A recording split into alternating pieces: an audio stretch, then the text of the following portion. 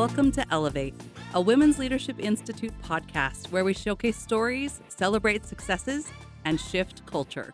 Hello, and welcome to Elevate, another Women's Leadership Institute podcast. Today, we have a fabulous guest, but first, we want to tell you that we are enrolling for all of our programs. We've got the Career Development Series, the Rising Leader Series, and also the Next Chapter Series for women who are entering the workforce after an extended absence away. So if you'd like more information about that, please go to our website at www.wliut.com. Took me a minute there, but we'd love to see you in one of our classes starting in January. So today, we get to talk to the famous, the amazing, the expert, Michelle McCullough. We're so excited to have her here. She is a speaker, a consultant.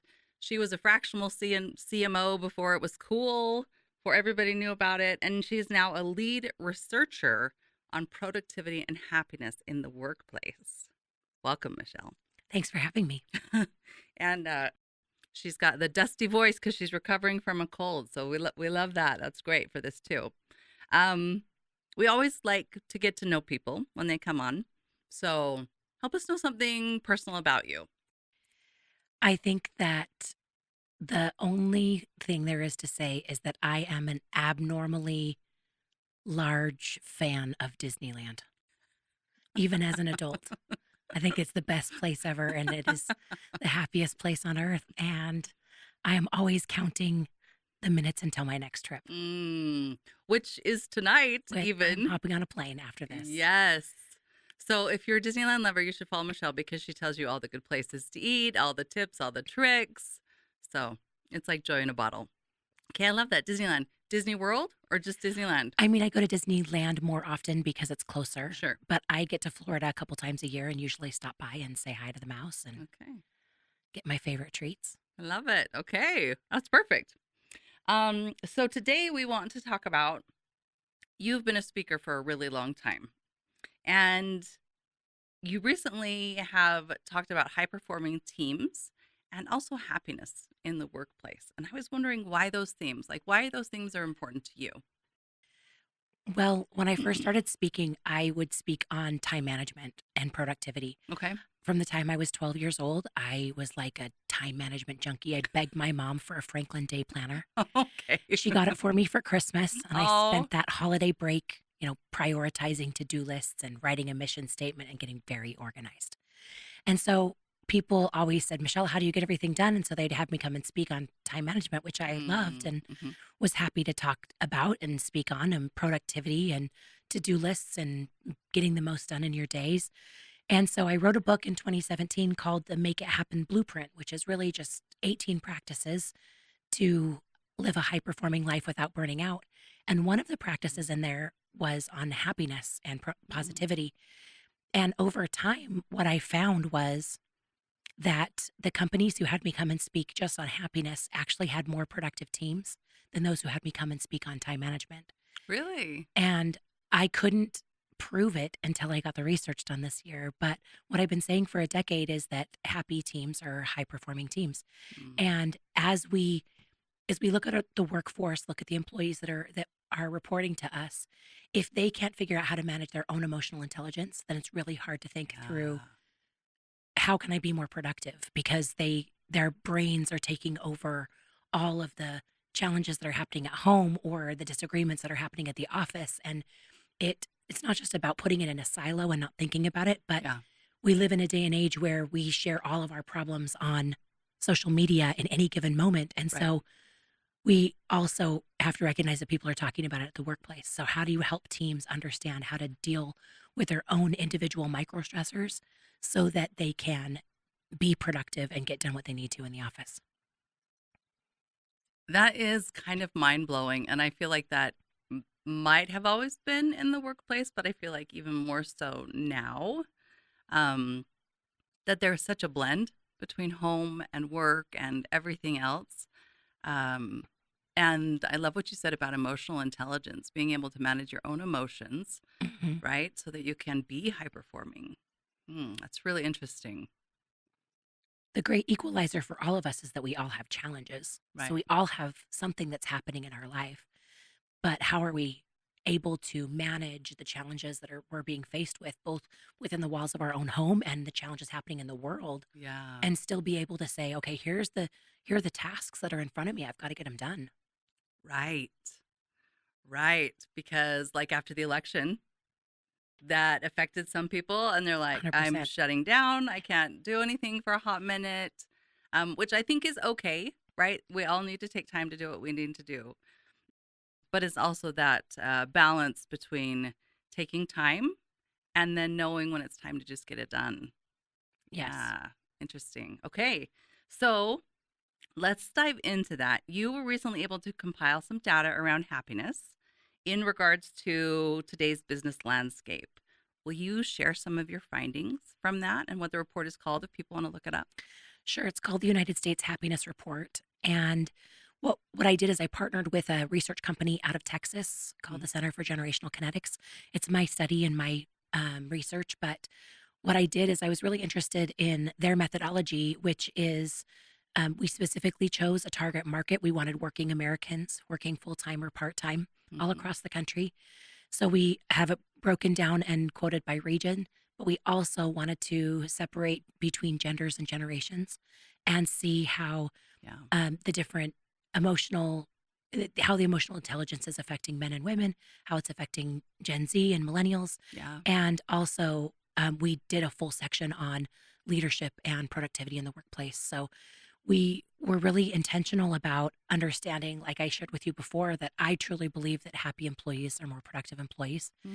And so ultimately, what we were looking at is what are the drivers that affect happiness in the workplace?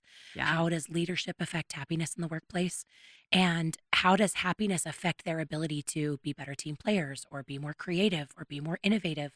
And so it was really fascinating to see what happened in the findings and across generations as well. But that's really how it all started.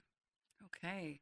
So it's interesting that you talked about we've got the men and women. We also have the generations, right? I think four or even five sometimes generations at work, Yep. and they're all very different, right? I've got um, younger people that I work with and associate with who are very different from the way that I do it. And then I have people who are older than I am who do it very differently, all really valid, just really different.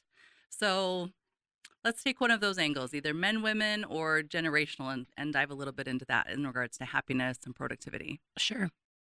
One of the things that was the most interesting, which probably isn't interesting if I had just thought about it a little bit, but we talked first and foremost and asked about what are the happiness drivers for them personally.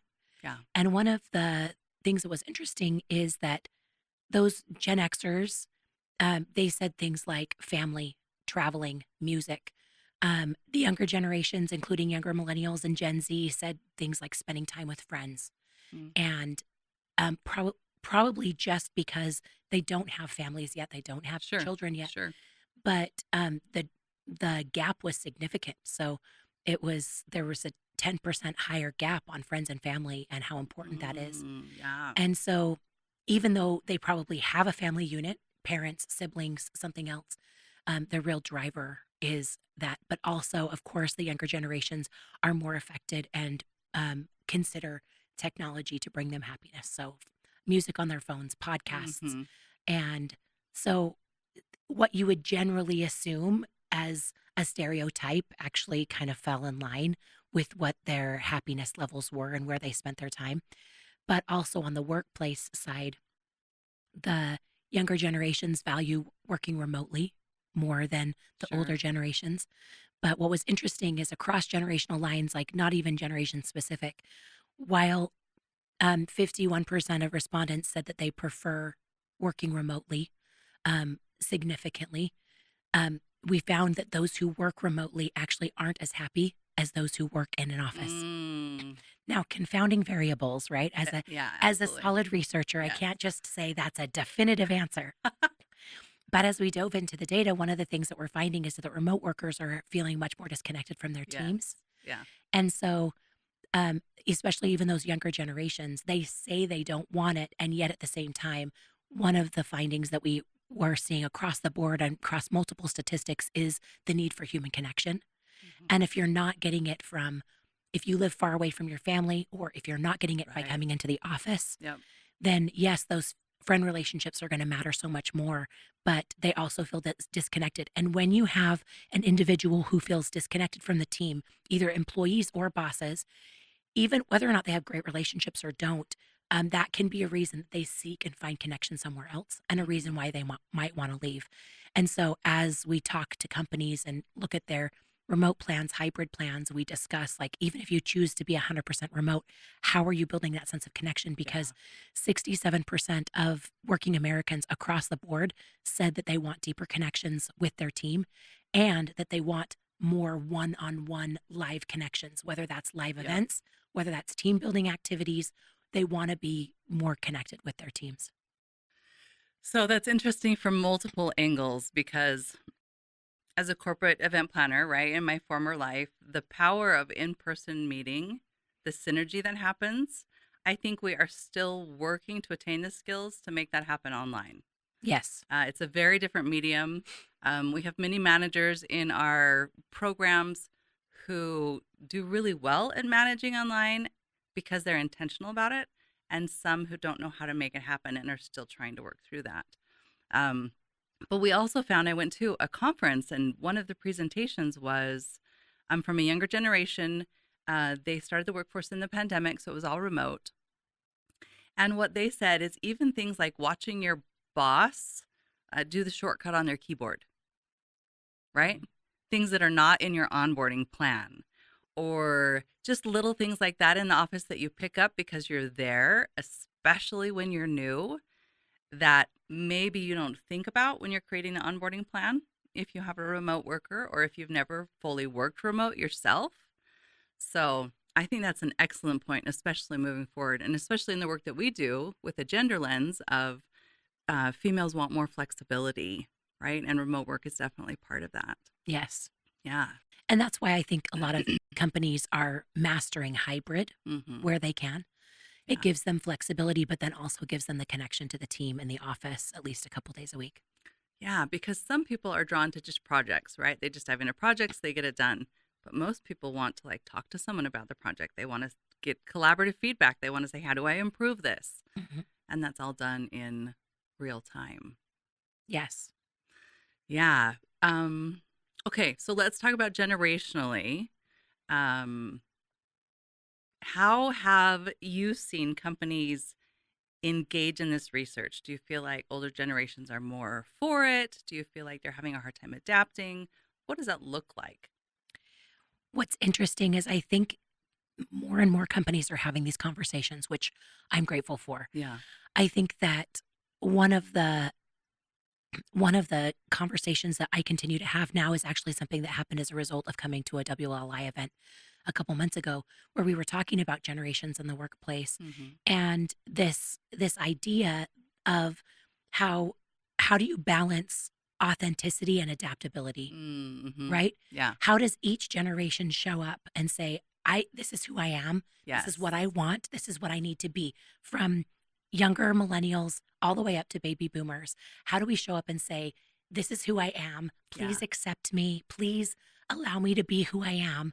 And then also, how do we as individuals who have this authenticity be willing to show up to the workplace and be adaptable and be able to say, listen, I am a boomer and I do it this way, but I have a really growing workforce. And so I need to figure out how to adapt to different environments without losing that authenticity. And so the Mm-hmm. conversations that we're having internally with organizations is, where do you teach both? You have to teach Mm. the balance Yeah. between What do you mean by authenticity authenticity? and Yeah. adaptability. And do you give people, and even those two words can be a clue into saying, hey, is this a place where you could be adaptable? Or Right. is this a place where you need to show up authentically? And I don't feel like we need to be, as leaders, we really can't be saying, okay, we all have to adapt to this one thing right now because Right. that's what's happening.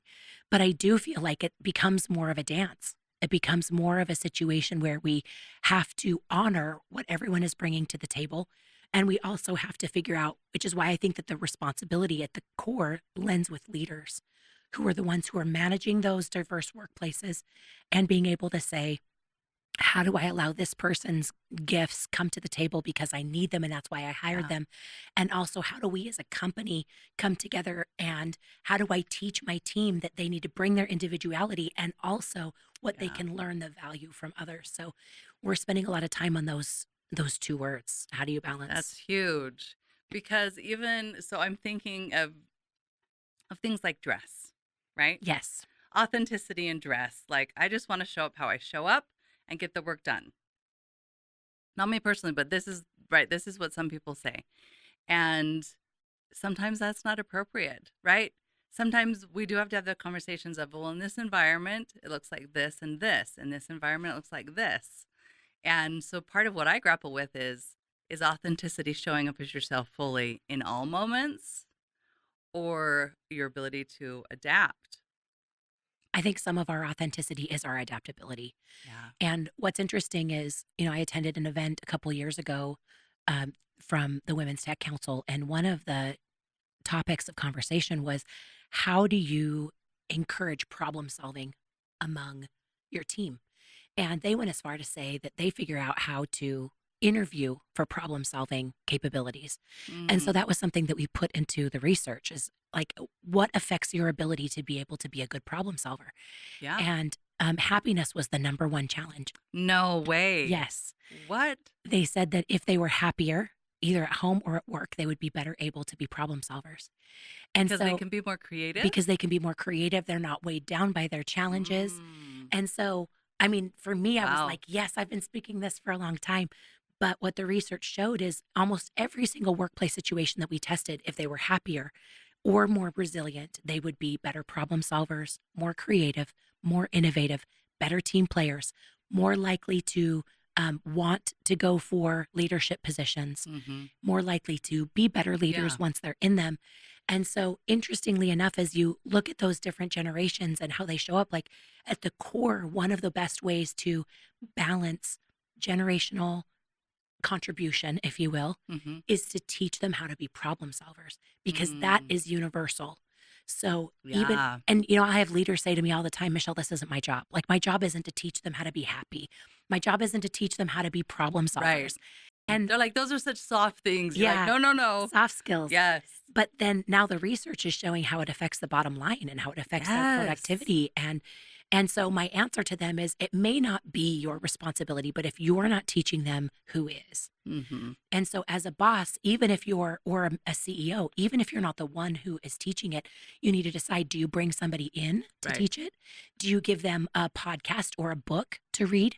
And Yeah. the research was actually favorable. Like, over 60% of working Americans said that they would love to have more books, more podcasts, Mm, more resources on the subject. And even if you would, or even if you're not teaching it, but you're creating an environment like a book club or a podcast club where people can talk about it, yeah. then you're fostering that education. So whether you bring it in internally or you Hmm. encourage them to seek it outside, it still should be a business priority, because it will encourage not just happiness, but problem solving, productivity, and Absolutely. everything in It between. impacts the bottom line. Yep. This a sense of belonging. One of the statistics out of your report was 80% of the workforce feels happier when their bosses are happier. Yes. What a mirroring effect, right? Yes. That's very physiological, even the mirroring neurons. If your boss is grumpy all the time, or they don't allow themselves to be happy or know what makes them happy, Yes. that does impact you. And we work so much, right? If you're in the workforce, you work like 80,000 hours, I think I read somewhere. Mhm. One of my good friends, Ty Bennett, he said, um, your family will always know your boss's name. And just that one idea, I'm like, is that both terrifying and happy? Like, right? interesting. But if you Yeah. think about it, like, if you go and you spend 8 hours a day with someone, when you come home and you're sitting around the table, you're Mm, having conversations and you're yeah. saying things like, um, I'm trying to think of a name that isn't any of my bosses that I've ever had. Yeah. Let's just go with Tyler, okay? Okay.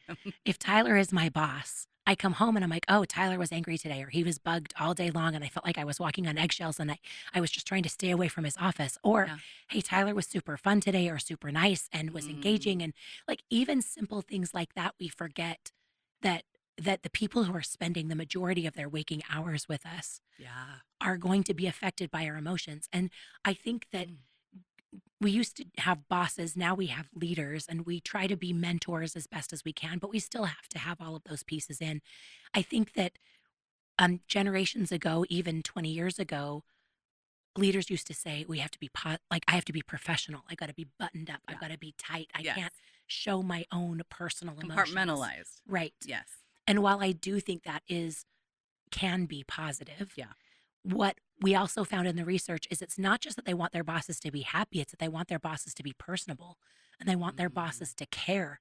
And these up and coming generations aren't getting jobs. They're adding something to their lifestyle. Yes. And so they don't just want a happy boss, they want a boss that asks them how their day was. And they want a boss that says, "What are your goals?" And not just your goals at the office, but what are your goals out in the world? And they want a boss that follows up with them. And so that can be tricky if you are an I'll say an old school leader that is just like come and get the work done and be done. And that doesn't mean that your entire day has to be talking about social things, but Right. especially those younger generations that are looking for a job to enhance their lifestyle, not a lifestyle to enhance their job. Mm. They want that personal connection. And so the disposition of a leader can make a big difference on the productivity of a team. That is so fascinating because leadership, right? I studied leadership in my master's program, and it's all about um how you face other people, right? Mhm. How they feel when they're with you. It's not, am I a tactician? Do I know how to make the bottom line happen? Because I need to do that too. But really, it's about how do you manage people? Yes. How do you manage your influence around people? How do you give influence to people and spaces and those kind of things? So I think it's it's a difficult spot for some leaders because that's not taught in MBA school. Correct. Not yet, right? Those emotional skills, because I think that for a long time they were put on the back burners like, yeah, those are important, but we need the real skills of like finance and strategy, which are important too, but they don't really work as smoothly if you don't have these other components around them. Correct. I mean, I'm the one who gets told all the time, Michelle, those are soft skills. I don't have Yeah. time to deal with soft skills. Like we have to deal with Time to deal with soft skills. profit and loss and everything else.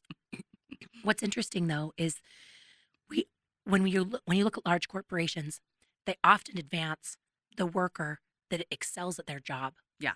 And then they put them in a leadership position. Yep. And that's when soft skills are not just a side hope that works, but that's like a necessity. And so like in order for a leader to actually be successful, they not only have to be really great at the position that they're managing, but they also have to have the ability to be able to manage the people. Yes. And that's what comes in the emotions, what people call soft skills. Yes. And that's why I say to leaders and the C-suite all the time, just because somebody is very good at their job does not make them a great leader. 100%. What makes them a great leader is their soft skills. Yes. And once again, if you as an organization aren't teaching the soft skills, they likely haven't learned them. That's not what their career or degree right. was in. And so as an organization, if you want to be able to help people climb the corporate ladder or hit their goals and dreams, there's got to be a way that you're teaching these people to, and it's part of the culture of how they become leaders, how they become problem solvers, how they become Yeah. humans that can interact with the people that are around them. Yes. This is one of my pet peeves that I've seen a lot. So women often put their heads down and are really good at their job, you know, whatever it is, put the widget in the watchet, right? Whatever it is. And then they're like, oh, you do that so well. You must be able to do all these other things so well without like the additional allocation of resources to develop them, to help them know that skill. It just seems so random. Why not just let them continue what they're doing and do it better and Mhm. take the people who want to learn and do those things? I don't know. It just seems so backwards to me. But at least for women, that middle manager spot really is a cliff for many reasons. And this is one of them Yes. too. We don't support them as we bring them up and along. Just yesterday, I saw a report from OC Tanner that said, before you talk about benefits for your people, you need to let your people know that you care. Mm. And I thought, okay, that really goes along with this as well, right? And it's foundational. Yes. Mm-hmm.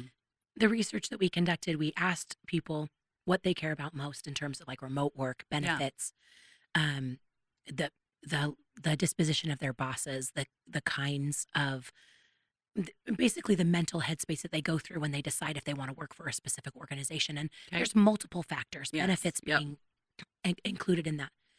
Interestingly enough, one of the number one factors that across all generations, but especially in the younger generations, that they looked at was if they felt like they fit, Mm. if they belonged.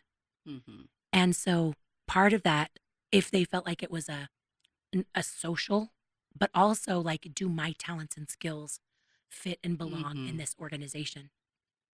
I found that really interesting because it wasn't just, can I do really well at this job and Right. can I make my paycheck and do they have good benefits? But it's what you were speaking to is, Yeah. um, do I feel like I will, even that sense of community that we were talking about, but is this the right place for me? Mm. And so they'll weigh that even more than a benefits package or even more than their salary or income. And they'll say that those are important things, but Right. they're choosing, where do I belong? Yeah. Oh, that's fast. That's a good. I got to write that down. That's good. Um, when we talk about happiness, I want to drill down on this for a minute because I'm the type of person that if you ask me, like, I wake up in the morning and you say, "Are you happy?" I'm like, I don't know. Give me, a couple hours to figure it out. Sure. Like it takes me a hot minute.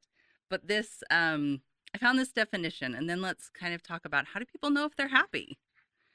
So, a positive emotional state with the feeling of fulfillment, engagement, and satisfaction. So, if people are driving along listening to this, they're like, am I happy in my job? Mm-hmm. Like, I don't, that seems kind of like a loaded question to some people Sure. because if you're not happy, maybe you still need the paycheck but let's talk about that a little bit. How do you define happy in these studies? How do people know if they're happy? Well, I think your definition of happiness is great. I don't remember the exact definition of happiness that we used in the study for people to be able to gauge what their happiness levels were. But at the end of the day, to me, in the simplest way, happiness is your ability to look at what's in front of you and choose how you want to feel anyway.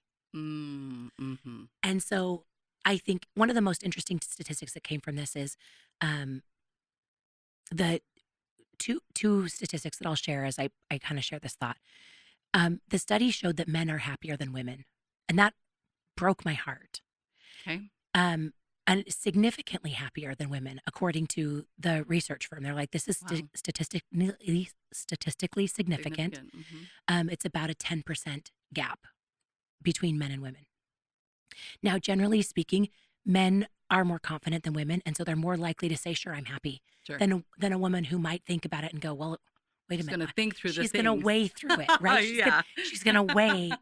Well, these 7 things are going okay. These Yes. 4 things are terrible. 7 is bigger than 4, but these 4 things are bigger, and so Exactly. there's this whole process that goes into the head of a woman. But one of the questions that we asked is, "Do you feel like you deserve to be happier than you currently are?" And Oh, great 87% question. of working Americans said they deserve to be happier than they currently are.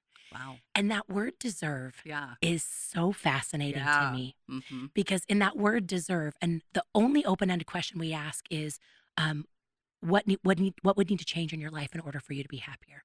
So we've got 1,000 answers Mm. of people that range from all kinds of things. I need more money. I need a better job. I need my relationship to improve with my sister. Like Yeah. all the things that you would normally expect. But one of the things that I believe is that I think happiness is possible despite the challenges that we have going on in our life Mm-hmm. at home and at work. Does that mean that every single minute is going to be happy? No. Do I feel like everyone should be happy all the time? No. Because I feel like one of the greatest gifts of being human and being alive is feeling and experiencing every single emotion. Yes. Absolutely. And I feel like we can't really gauge happiness unless we've experienced sadness and anger and grief and heartbreak. Right.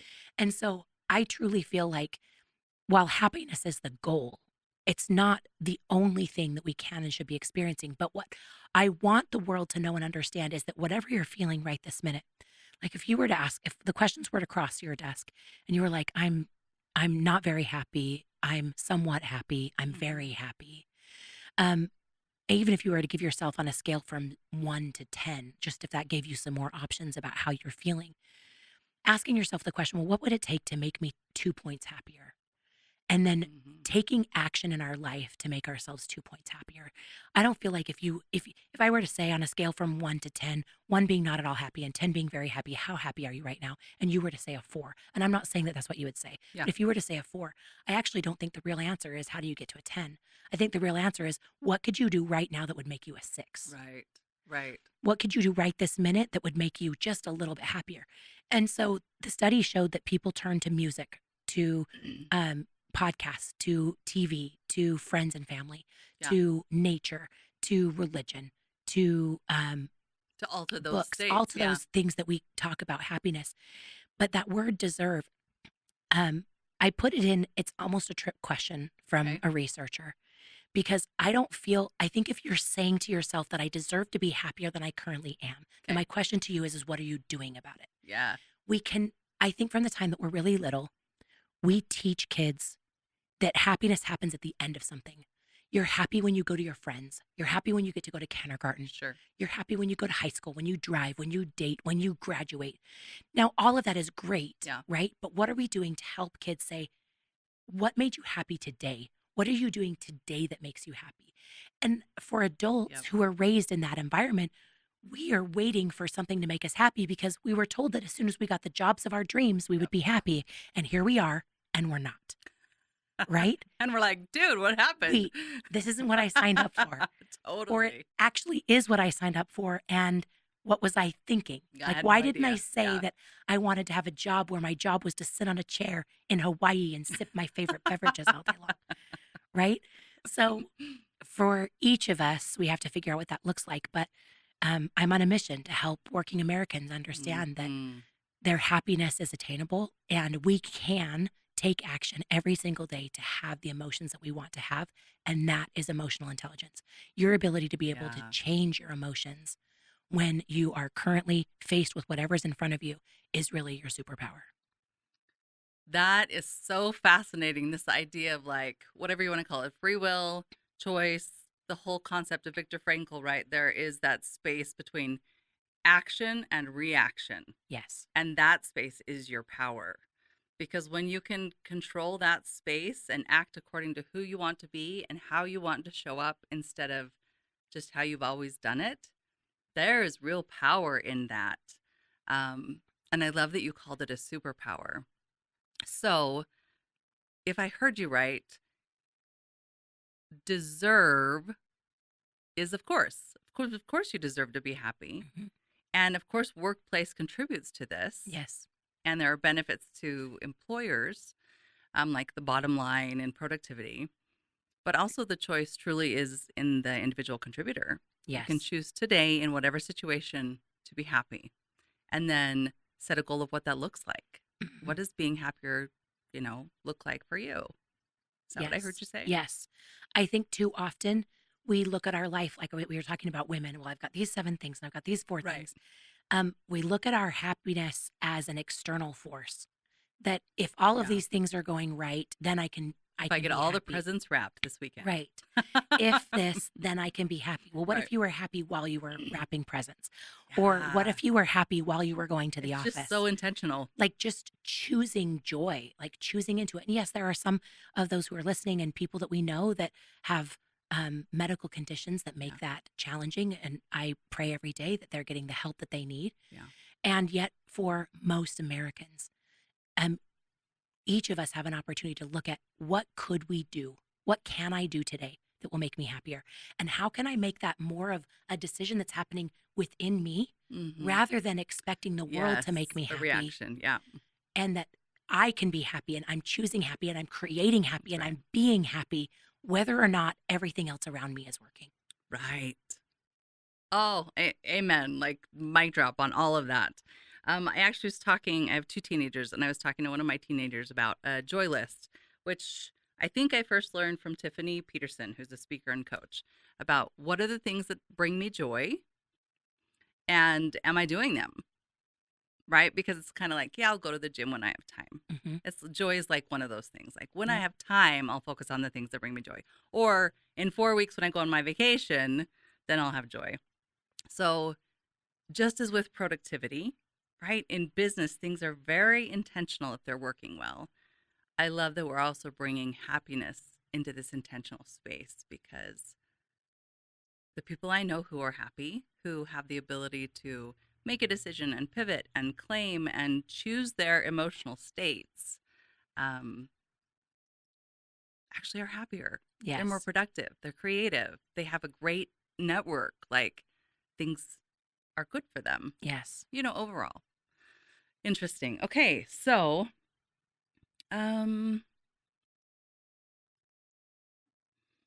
one of my last questions on here is about action because I'm like, I know you love action. Mhm. So, for a company, if an HR manager or a leader is listening, what is one step they can take to help their workforce gauge if they're happy or not? And then for an individual, what might be an example of if you were, 2% happier? What does that actually look like in practice? Yeah. So I think for organizations, there's two things that I would recommend. I recommend that there's an assessment of sorts Mm. that you, similar to the questions that I sent out to the nation, that you're asking your employees how they're feeling and getting a gauge on what actually is happening within your organization. Um, I also feel like you can generally assume that every single worker, employee at every level wants to be happier than they currently are. And so That's such a sad statement, isn't it? it is, but even if they're currently happy, like even the ones who would say that they were 80% happy or whatever, even those people want to be happier than they currently are. And I love that because there's Hmm. just eternal hope for having more joy. And so you can assume that all of your employees want to be happier than they currently are. In which case, what are you doing as an organization? Yeah, Because how do I you help think them get there? we've done ping pong tables in the break rooms and Yeah. cereal in the kitchens, and I think that's great. But I also feel like we should be having some of these conversations. We should Yeah. be saying, hey, our lunch and learn can be about how to be more productive, or it could be like how to be happy. Do lunch and learns provide opportunities for people to have conversations, The bring in interpersonal. books, whatever it is, bring in speakers, Yeah. help them find ways and have them talk about what makes them happy, because if they're talking about what makes them happy Yeah. more, then it becomes a contagious conversation where people are like, oh my Mhm. goodness, that's so great, this is what makes me happy. I often ask people, what's your Disneyland? Mm. Because it doesn't have to be the same as mine. Like Right. what is it that lights you up and gets you excited, or that you could talk about for an hour Yeah. because it just brings you so much joy? And start to have some of those other conversations.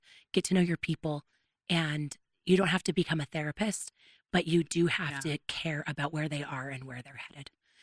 As far as individuals go, if you wanted to be even 2% happier, I feel like just like I did with my time management daily, weekly, and monthly lists, I think we need daily, weekly, and monthly joy Mm. lists. It's not just making the list, it's what are you doing every day? What are you doing every week? Yeah. What are you doing every month? Because daily is probably simple things, having your favorite playlist, going for a walk. Sure. Maybe it's reading a book and not opening up your phone and spending less time on a screen. But maybe weekly you're doing some deeper things. You're going on a longer hike, or you are making a gathering with friends, Yeah. but really being intentional about your happiness, and decide today that if you're one of those people who are reactive about happiness in your life, that you're going to choose to be proactive about it. Mm. So good. So much knowledge there. Okay, so as we head into this holiday season, we're Yes. saying choose joy. Find your Yes. happy, help the people on your teams. It's like, Maslow's hierarchy, right? Yes. Food and shelter taken care of. But as we move up, like belonging, psychological safety, ability to give back, impact, all Yes. those things come with it. Um, okay, so if they want to have you come or to learn more about the happiness research you've done, how might they do that? So if you go to speakmichelle.com/research, Okay.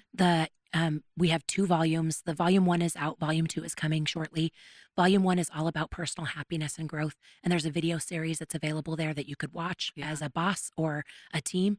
And then the volume 2 is all about leadership and in the workplace. So So it's good. more, it dives deeper into the generations and genders in the workplace as well. And so keep up on that. And you can also find my contact information there. And if you want an assessment or if you want to talk about a training program, I'm happy to help. Awesome. And she has an amazing infographic of her research that I love. It's really well done.